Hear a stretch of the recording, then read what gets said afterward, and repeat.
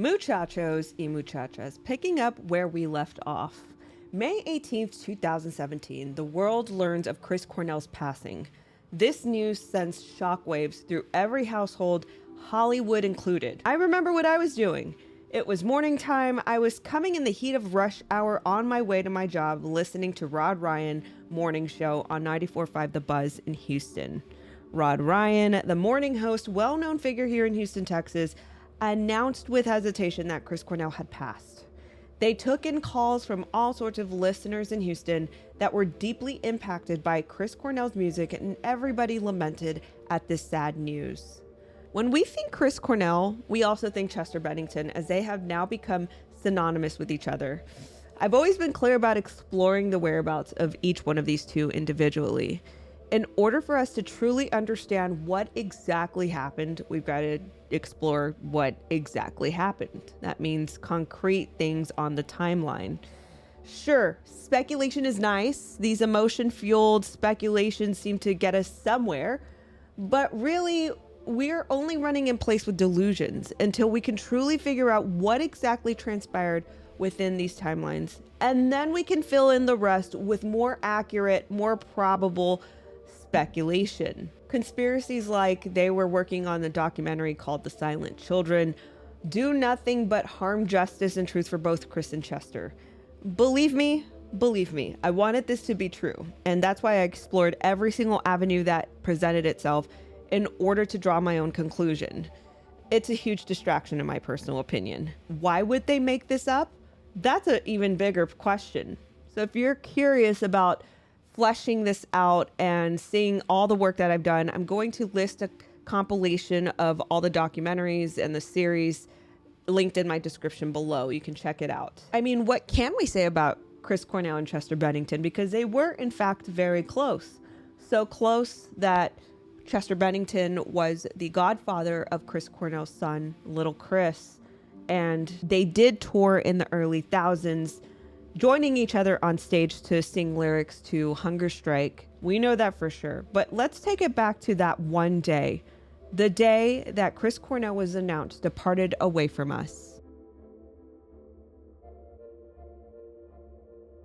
Chester took to Twitter to express his lament and wrote a sweet letter to Chris Cornell within the angle focused on Chester that day. The tweet reads, "With all my love, Chris Cornell. Dear Chris, I dreamt about the Beatles last night.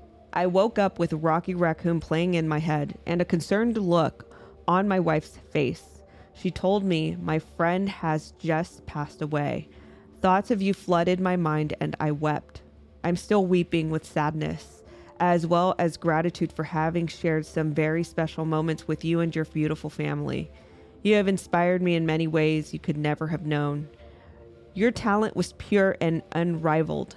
Your voice was joy and pain, anger and forgiveness, love and heartache, all wrapped up into one. I suppose that's what we all are. You helped me understand that. I just watched a video of you singing A Day in the Life by the Beatles and thought of my dream. I'd like to think you were saying goodbye in your own way. I can't imagine a world without you in it. I pray you find peace in the next life. I send my love to your wife and children, friends and family. Thank you for allowing me to be part of your life. With all my love, your friend, Chester Bennington." Later that day, he'd perform with his band Linkin Park for the Jimmy Kimmel Show. Dressed in a black suit, a hat, and sunglasses, he dedicates the song One More Light to Chris. His lips quiver between lyrics. After the show, Chester met a few fans behind the studio to sign autographs. One woman asks for comment on the passing of his friend, in which he denies comment. Chris Cornell, please? No, I'm not going to comment. You did a beautiful message. Thank you. I already commented. Yes, thank you.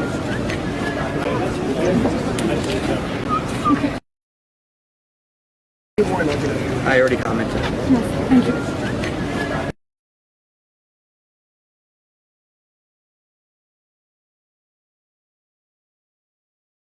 His bandmates Joe Hahn and Dave Farrell exit the studio and pass up the crowd Chester tends to. But something eerie happens in another camera angle in another clip captured.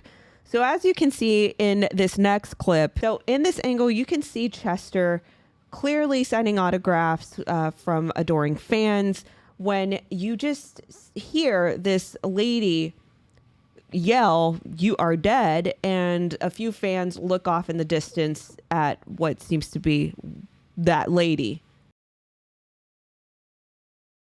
I'm gonna borrow a pen.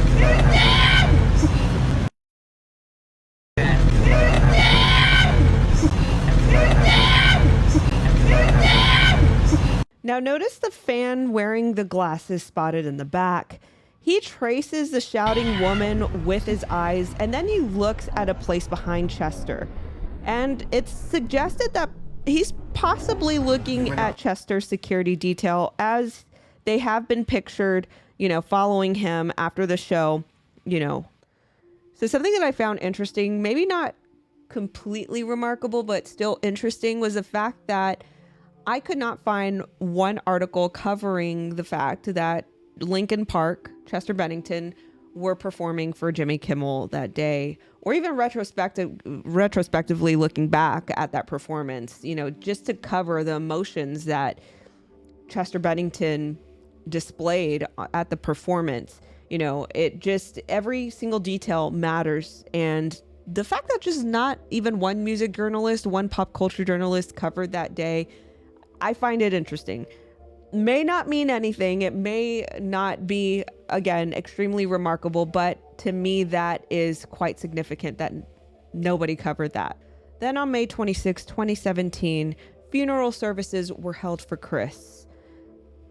Chester Bennington is photographed greeting Chris Cornell's family, his wife, Vicky, and then he sang Leonard Cohen's Hallelujah and performed it with his bandmate, Brad Delson. And then one last eerie connection is made between Chris Cornell and Chester Bennington when Chester is announced to have passed on July 20th, 2017. That would be Chris Cornell's birthday.